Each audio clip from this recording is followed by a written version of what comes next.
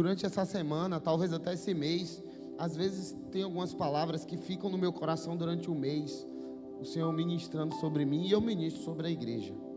2 Timóteo capítulo 4.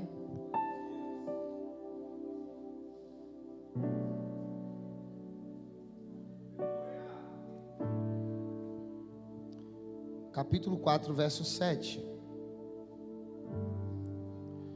Você que está com sua Bíblia aí, você vai abrir sua Bíblia. Se você não tiver com sua Bíblia, você olha na projeção aqui. Eu quero que você, quem achou, diga amém. Quero que você olhe para o irmão que está do seu lado carinhosamente e diga para ele: não durma agora. Diga para ele: se você dormir, diga para ele assim, se você dormir, eu vou te cutucar. Você dormiu, eu vou te cutucar. Vai ser rápido. Não durma. Amém? Diga assim, eu estou autorizado a te dar um cutucão, viu? Ninguém vai querer dormir. Olha aí, glória. Amém. Quem está sentindo Deus nesse lugar aqui? Às vezes a gente coloca algumas pessoas para pregar e fica nervosa. Pastor e tal. Quem prega é Jesus, irmão. O Espírito Santo tendo liberdade, você só faz ler a Bíblia e deixa o resto com ele. Amém? Não precisa de muito tempo. Eu vou ter pouco tempo hoje aqui, mas não vou ser eu que vou pregar, então eu fico tranquilo. Amém? Então diz assim, a partir do versículo 7. Combati o bom combate, terminei a corrida ou a carreira, guardei a fé. O verso 8. Agora me está reservada a coroa da justiça, que o Senhor, justo juiz, me dará naquele dia, e não somente a mim, mas também a todos que amam a sua vinda. Todos que amam a vinda de Jesus. Deus e Pai, aqui está a tua palavra, fala conosco. Não o que queremos, mas o que precisamos. Porque o que queremos ouvir nos deixa empolgado, mas o que precisamos ouvir nos dá direção. Queremos ser direcionados por Ti, em nome de Jesus, amém. Amém? E o nome do grupo é Guerreiros de Cristo, né? Esse grupo praticamente, ele começou, ele morreu e ele ressuscitou. O nome não mudou. Por que Guerreiros de Cristo? Porque nós somos guerreiros, lutamos batalhas espirituais, né? Lutamos a todo momento batalhas. E o apóstolo Paulo relata muito isso escrevendo a Timóteo. Ora, um homem que tinha um certo status no meio da sociedade. Quem era Paulo? Né? Paulo, o nome dele era Saulo, que é um nome derivado de Saul. E um homem que tinha todos os status, porque embora ele fosse de Tarsis, o pai dele era judeu, a mãe dele era turca, porque Tarsis é uma ilha que fica na Turquia. E ele foi ser judeu da melhor forma possível, porque os pais dele levaram ele para estudar na melhor escola judaica da época. Pense assim, como a melhor faculdade da região, a mais cara, aquela que a pessoa já sai de lá praticamente empregada. Nos Estados Unidos, na Califórnia, tem um lugar chamado Vale do Silício. Ali estão as maiores empresas do mundo de tecnologia, tem sede ali. Mas tem as melhores faculdades, eles vão nas melhores faculdades e já ficam esperando os alunos para pegar para trabalhar, porque eles querem as melhores pessoas. E era como Paulo fosse um desses. Ele estudou aos pés de Gamaliel.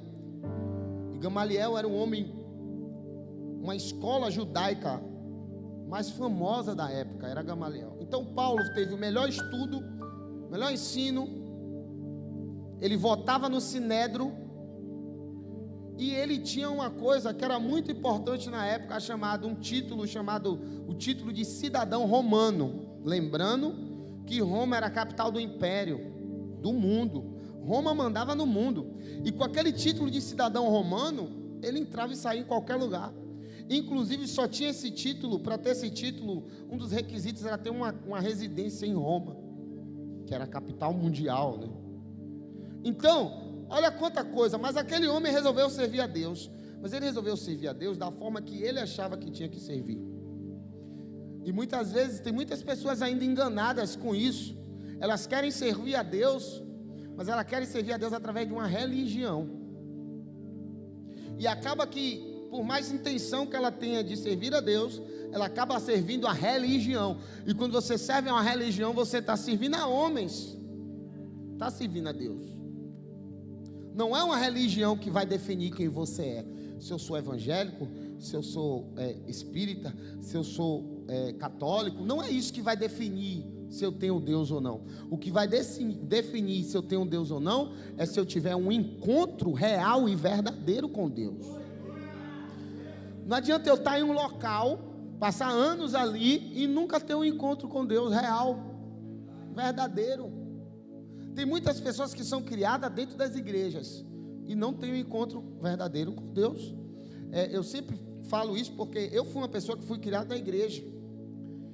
Meu pai é pastor, os irmãos sabem, minha família é evangélica, e desde quando eu nasci, eu vou para a igreja. Eu fui apresentado na barriga da minha mãe, eu nasci, fui apresentado na igreja, eu cresci correndo na igreja, e por isso eu posso dizer com propriedade, esse ambiente entre quatro paredes, eu posso dizer com propriedade, não é uma igreja. Esse é um ambiente que nós nos reunimos para adorar a Deus. Se amanhã ou depois a gente sai daqui, isso aqui pode virar uma boate, sim ou não? Então a igreja não são essas quatro paredes. Tem gente que tem amor às quatro paredes, mas não tem amor ao verdadeiro templo do Espírito Santo, que é você. Tem gente que tem respeito. Tem lugar que tem púlpito, aqui não tem púlpito, né? Não é porque eu tenho nada contra, não. É porque o teto ia ficar muito baixo para a tela e não tem púlpito aqui. Mas quando tem púlpito, tem gente que vai passar pelo púlpito e não pisa e passa abaixadinho para o poder que está no púlpito não arrancar a cabeça dele. Tem uma reverência ao púlpito, tudo bem. Mas às vezes a vida está cheia de pecado, mentira, fofoca, prostituição. Ou seja, tem respeito ao templo, quatro paredes, e não tem respeito ao templo verdadeiro. O Espírito Santo não habita aqui, ele habita aqui. O Espírito Santo não habita ali, ele habita aí. Ele mora dentro de você. É um respeito às vezes com a religião. Ah não, porque minha religião, aí sai para corromper o templo do Espírito Santo, aí bota cerveja dentro, droga dentro do templo de Deus, prostituição, mas ama a religião. O Senhor veio para quebrar a religião, instituir um novo tempo, o tempo de igreja. Igreja sou eu e é você. Jesus veio instituir um tempo da igreja, que não são as quatro paredes, é você. Quando você começa a entender isso, você começa a entender, eu quero estar no melhor lugar com ar-condicionado, com a luz legal, com o melhor som que tiver, mas a minha vida não pode estar arrebentada, porque por mais que o lugar seja legal, não é aqui que Deus vai morar. Quando eu sair daqui, Jesus sai comigo. Quem precisa estar consertadinho sou eu e é você. E muitas vezes o templo está lindo, mas a vida está arrebentada. E a casa de Deus não é isso, é isso. Põe a mão no teu coração aí e diga: eu sou a casa de Deus. Diga: eu sou a igreja, porque Deus mora aqui dentro. Amém? Então eu preciso ter um encontro com Deus. Não adianta eu ser criado numa religião, eu vou ser religioso. Tem algumas pessoas que chegam a ser extremistas por religião, que se matam, se explode todo mundo. E na cabeça dele, ele está fazendo aquilo pela religião. E na cabeça dele, ele vai morrer, e quando ele abrir o olho, está lá, né? Alá, que é o Deus muçulmano, né? O muçulmano pensa assim, os extremistas, eles pensam que eles vão se explodir, matar um bocado de gente, se matar. Quando ele abrir o olho, está lá Alá, que é o Deus dele, mais 1000 concubinas para ele. Ele pensa assim, a gente tem que respeitar o que cada um pensa. Mas o que é que eu penso? Eu penso que eu não preciso matar alguém para eu viver, porque alguém já morreu para que eu tivesse vida. Alguém já morreu por mim. Eu não preciso matar um monte para ter vida. Alguém morreu para dar vida a uma multidão, para te dar vida. O que é que eu preciso? Eu preciso ter um encontro com Deus. Então Saulo era um homem que era religioso. Ele fazia tudo pela religião, inclusive a religião da época, que era o judaísmo da época. Porque a gente faz uma live aqui, e se tiver, muita gente pode estar vendo, né? A gente não tem que ter cuidado com o que fala. O judaísmo daquela época, porque se tiver algum judeu assistindo aí, tem lugar para você aqui também. A religião daquela época, o judaísmo, foram eles que crucificaram Jesus. Roma só executou. Foram os judeus que pediu, não, solta Barrabás e tal. Então os mesmos judeus continuam perseguindo os cristãos. E quem estava ali? Saulo que estava lá, a Bíblia diz que ele invadia a casa dos cristãos, prendia e tal. Mas para ele estava obedecendo a Deus. Tem muita gente dentro da igreja que acha que está fazendo a vontade de Deus e não está.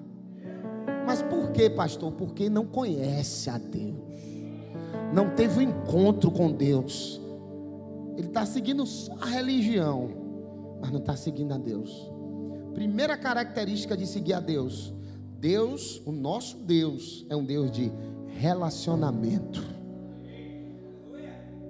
Sabe o que significa isso? A característica de alguém que está na igreja, mas só está seguindo a religião, não está seguindo a Deus, ele não fala com Deus, ele ora pouco, ele não fala com Deus. Segunda coisa, ele não ouve a voz de Deus. E a terceira coisa, ele não sente a presença de Deus. Ele está ali, mas ele está no culto, doido que o culto acabe para ele correr para o Instagram, para o YouTube, para a Netflix, ou então para, sei lá, hambúrguer na grelha, algum lugar assim. A propaganda aí, né? Agora tem aí, tudo é propaganda. Depois a gente vai buscar um hambúrguer lá, viu? Mas o que é que acontece? Ele está num ambiente, você aqui, que está aqui, está num ambiente que não está sendo liderado ou guiado por homens. Homens aqui é só para ser usado. Quem está guiando aqui é o Espírito Santo. E eu te digo, existe algo de Deus para você nesse culto aqui. Então, uma pessoa que é apenas religiosa, ela não tem relacionamento, ela não escuta, ela não fala e ela não sente a presença de Deus. Mas alguém que teve um encontro com Deus, a primeira característica dele é transformação. Essa pessoa não vai ser a mesma pessoa. Às vezes ela já até era crente, já até tinha anos na igreja, mas eu não sei o que aconteceu com ela, ela mudou. A conversa dela é diferente, a vontade dela é diferente, porque ela começa a ouvir a Deus, ela começa a ter direção, ela começa a falar com Deus, e o mais importante, ela começa a sentir a presença de Deus, porque quando você fala com Ele, você escuta Ele, quando você escuta Ele, você sente Ele, e quando você sente Ele, você quer dar uma resposta para Ele. Pronto. Está aí o motivo de ter uns irmãos no culto que não aguenta ficar parado, ele quer pular. Ei, irmão, ele não consegue ficar parado, ele está chorando. Ele não consegue ficar parado, ele está se movimentando, porque ele sentiu que Deus está com ele. E quando Deus está com ele, ele não consegue ficar parado. A presença do Espírito Santo não vai te deixar parado. Olha para o irmão que está ao teu lado e diga para ele: a presença do Espírito Santo não vai te deixar parado. A presença do Espírito Santo vai te movimentar. Vai te movimentar. Vai te movimentar. Uou! Xerebe rassorabanda raço. Aleluia. Tem gente que pensa assim: eu vou estar lá na igreja, eu vou estar ali ajudando o que precisar, mas eu gosto de ficar no meu cantinho. Está tendo oração na igreja, mas eu vou ficar em casa. está tendo alguma coisa na igreja. Aí quando o Espírito Santo vem, a pessoa às vezes não pode entrar, mas ela fica na porta. Ela quer se movimentar. O Espírito Santo vai te tirar, tira a pessoa da paralisia. Quer ver um crente que está frio? Ele quer ficar só em casa. Ai, vai ter coisa. Essa igreja tem coisa a semana toda, eu não aguento mais. Quer parar, irmão? Pare. Quem não quiser me caminhar comigo, pare. Eu estou indo para Canaã. Eu estou indo para Canaã. Quem eu puder pegar na mão e dizer bora, vai. Mas quando eu não conseguir levar, Tem um corinho antigo que fala assim, ó, se você não vai, não me impeça. O que eu não posso é parar. Não vou parar. E eu quero dizer para você, antes de voltar para o texto e olhar para o relógio mais uma vez, eu quero dizer para você que a sua família vai tentar te parar, sabia disso? Te desanimar. Seus amigos podem tentar te parar e te desanimar. Pessoas dentro da tua casa mesmo podem tentar parar e desanimar. Mas você sabe para onde você está indo. Você sabe qual é seu objetivo. E sabe o que é que a Bíblia diz? É melhor o final das coisas do que o início. Eu não sei como você começou a sua vida, a sua história. Eu não sei como você começou a sua trajetória com Deus. Mas se você estiver ligado, eu sei como vai terminar. Eu sei como vai terminar. Porque quando eu olho a vida de Paulo, mas vamos lá, Saulo era religioso e não tinha um encontro com Deus. Um dia, Deus olhou o coração dele e viu que ele perseguiu os cristãos. No dia que Estevão foi apedrejado, ele estava lá. E jogaram as vestes sobre ele. E ele resolve ir para Damasco, para a cidade de Damasco. Para quê? Para continuar perseguindo os cristãos. E quando ele está a caminho de Damasco, ele escutou uma voz assim, ó, Saulo, Saulo. Ele olhou para o lado, porque naquela época não tinha caixa de som, não tinha nem energia elétrica. E ele estava ouvindo um alto, falou assim, Saulo. A voz foi tão, a Bíblia diz, foi tão forte que ele caiu em terra. Ele estava viajando. A gente entende que ele estava cavalgando de cavalo, porque naquela época era o transporte, né? A Bíblia não diz que ele caiu do cavalo, por isso tem muita pegadinha aí. Paulo caiu do cavalo, a Bíblia não diz, mas a gente entende que ele caiu do cavalo, né? Eu não posso dizer o que não está escrito na Bíblia, mas eu posso entender, né? Eu sei que ele caiu no chão, foi tão forte, e a voz dizia assim, ó, Saulo, por que me persegues? Que coisa forte, irmão. Se o próprio Deus interviu naquela história, é porque ele sabia que tinha muita coisa para acontecer nas mãos dele. Existia uma trajetória de vida de alguém, fazendo o que ele achava que era certo. Deus entrou, interrompeu e disse assim, ó, eu quero mudar a sua rota, o seu destino. Eu quero mudar. Você está indo para um lugar, eu quero mudar a sua história. Quando Deus entra na vida de alguém e muda a rota, o destino da pessoa, é porque tem algo muito de Deus que Ele quer fazer na sua vida. Aonde estão as pessoas que Deus está mudando as rotas? Hein?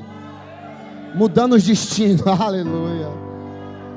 Ah, você andava no bar. Ah, você andava na prostituição. Ah, você andava nas bocas de fumo. Ah, você andava nas raves, nas baladas, nos carnaval. Jesus colocou você aqui dentro. Ele está mudando algo. Ele está preparando algo diferente. Se Ele entrou na sua vida, é porque Ele já tem um plano para você. Ele interrompeu a viagem de Paulo, que era Saulo ainda, porque ele tinha algo. Deus não vai entrar na vida de alguém sem sentido, não. Se Deus entrou, porque se Jesus não entrasse, eu não estava aqui na igreja, nem você. Eu não estava aqui.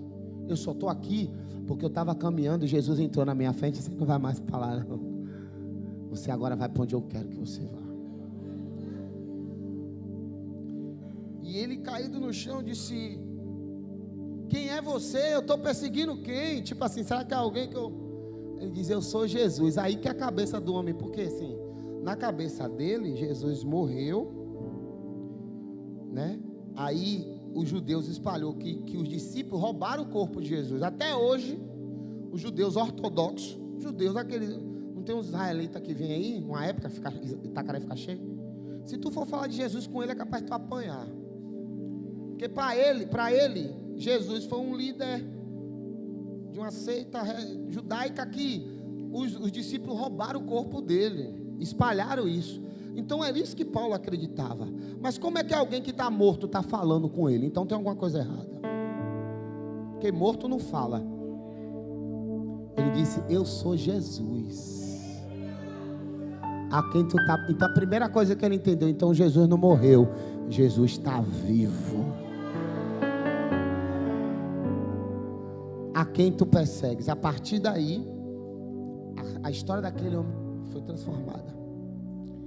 E ele ficou com escamas nos olhos. E ele começou um processo de purificação. O Senhor tapou os olhos dele para tirar a visão dele do pecado, das coisas erradas. E alguns dias depois, quando ele começa a enxergar, ele já começa a arder no coração dele o desejo. Então o homem que foi para Damasco pregar, perseguir os cristãos, agora estava lá em Damasco pregando na sinagoga, falando de Jesus Cristo. E eu não vou entrar muito na história de Paulo não, porque é muito longa, fantástica e maravilhosa. A gente podia navegar a noite toda falando sobre ele. Mas o final da história dele, foi preso muitas vezes, ele teve vários naufrágios, foi espancado. Algumas vezes ele era tirado, arrastado da cidade, porque quando ele pregava o evangelho em algumas cidades, ele foi o primeiro missionário, o homem que teve coragem de sair para outros países pregando o evangelho de Jesus, porque os discípulos queriam ficar só em Jerusalém, e Paulo saiu. Quando ele conheceu a Jesus, ele disse: isso é tão bom, que eu não vou ficar só para mim, eu vou espalhar. E quando espancavam ele, puxavam ele assim, arrastado como morto, cuidavam dele, e quando ele abriu o olho e respirava, ele já ia pregar em outro lugar de novo. E por muitas, se você ler as cartas de Paulo, você vai ver que a maioria delas foi escrita na prisão. E ele conta como ele apanhou, como ele sofreu pelo evangelho. Então foi uma luta muito grande. Não pense você que Jesus tem algo para você, tem um céu, é maravilhoso, mas não pense você que é fácil. Você vai ter que conquistar, tomar posse daquilo que Deus te entregou. Jesus já fez a parte dele, ele morreu por você. Você vai fazer a sua parte. Todos os dias você vai rejeitar o pecado, resistir o diabo e tomar posse da sua coroa que Deus preparou para você. Todos os dias. E ao longo desse tempo todo, quando vai chegando ali o final da carreira daquele homem, ele escreve para Timóteo e ele diz: combati o bom combate. Ou seja, a luta foi árdua, mas eu não fugi da batalha. Quantos desistem da batalha, né? Por tanta coisa pequena. Desiste da fé, desiste de Jesus, desiste do ministério, por coisas. Às vezes a prova é Deus permitindo. Você sabia que tem crente que só funciona com a prova, com a luta? Aí Jesus ama tanto ele que coloca de vez em quando umas provinhas para ele orar, jejuar, chorar. Porque se for só bênção, ele não pisa o pé na igreja não. Então Paulo disse: eu combati o bom combate, eu não fugi da luta. Quando ele diz eu combati o bom combate, eu entendo que como um homem falho, ele teve privações, ele teve medo, ele teve vontade de desistir. Algumas vezes ele chorou sem ninguém ver, algumas vezes ele estava angustiado, triste, carente, com vontade até de pecar, mas ele não desistiu de Jesus. Ele combateu o bom combate. No final da vida dele, pegaram aquele homem, julgaram ele, Roma julgou ele e cortou a cabeça dele. Mas no final da vida dele, quando ele já estava sendo sentenciado, ele escreve para Timóteo. Ele sabia que ia morrer. Ele fala: eu combati o bom combate, terminei a carreira, a corrida. Ou seja, o meu propósito na terra, tudo que Deus queria fazer, ele já fez, agora está chegando ao fim. Mas ele disse assim, tem uma vírgula. Toda vez que tem uma vírgula no texto bíblico, simboliza um espaço de tempo. Pode ser 1 minuto, ou 10 anos, ou 1 ano. É um espaço de tempo. Ele fala: combati um bom combate, vírgula. Ele começou a lembrar das lutas que ele venceu. Quantas vezes o diabo disse que ia matar Paulo né? Quantas vezes não, mas precisava, tinha obra ainda, naufragou e tanta coisa aconteceu. Ele falou, terminei a carreira, ou seja, ele não desistiu no meio do caminho, como muita gente faz. Ele foi até o fim. Mas depois da outra viga, ele fala assim, ó, mas eu guardei a minha fé. Sabe o que significa isso? A dor não conseguiu tirar a minha fé. A dificuldade não conseguiu tirar a minha fé. A provação não conseguiu tirar a minha fé. As afrontas, quantas vezes tem afronta, hein? Ainda mais você que é líder de departamento na igreja. Sempre tem uma afronta. Sempre tem alguém que vai se levantar com você para dizer, não é bem assim não. Não é bem. Quantas afrontas Paulo já passou. Mas no final da vida dele, ele disse, eu passei por tudo isso, mas a minha fé está aqui agora. Se tiver que levantar antes de morrer para pregar para mais alguém, eu vou fazer isso, porque a minha fé. E eu quero dizer algo para você, já estou encerrando. Podem te tirar tudo, mas não deixe tirar a sua fé. Satanás quer oferecer dinheiro. Uma jovem chamada Whitney Houston cantava no coral da igreja, uma voz linda. Por fama e dinheiro, ela virou uma das maiores cantoras secular. Deus colocou aquela voz para ela adorar a Deus. Whitney Houston se tornou uma das maiores cantoras, uma das maiores vozes femininas que eu já vi. Negra, é daquela mulher, foi daquela mulher. Morreu de overdose numa banheira. Porque a fé dela ela não guardou. Que te tirem tudo, mas que sua fé permaneça. Sabe por quê? Porque você não foi chamado por homem. Você que está aqui me ouvindo, por mais que eu te conheça, sei onde você mora, tal, possa ser que amanhã eu não te veja mais. Sabia disso? Possa ser assim. A gente não sabe o dia de amanhã. Mas a sua fé tem que estar inabalável. Mas por quê, pastor? Porque um dia você estava caminhando, talvez para o inferno, sem Jesus. Ele entrou na sua frente e disse, a partir de hoje, eu estou mudando a sua rota.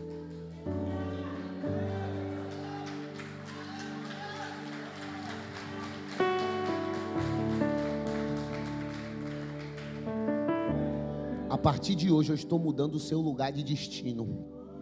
Você ia chegar em um lugar, mas agora você vai chegar em outro lugar.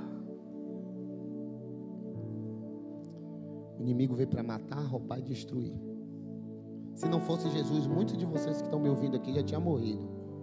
Talvez pela depressão, talvez pela, sei lá, pelo quê. Mas Jesus entrou e disse, Paulo, fique tranquilo, porque eu vim para dar vida e vida com abundância. Receba a minha vida agora. Se coloque de pé.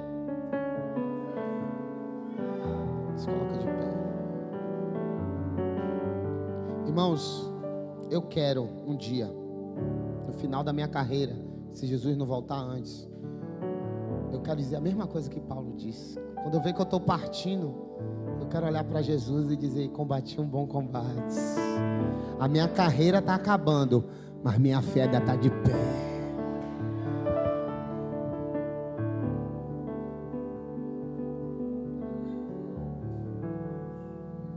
A minha fé ainda está de pé.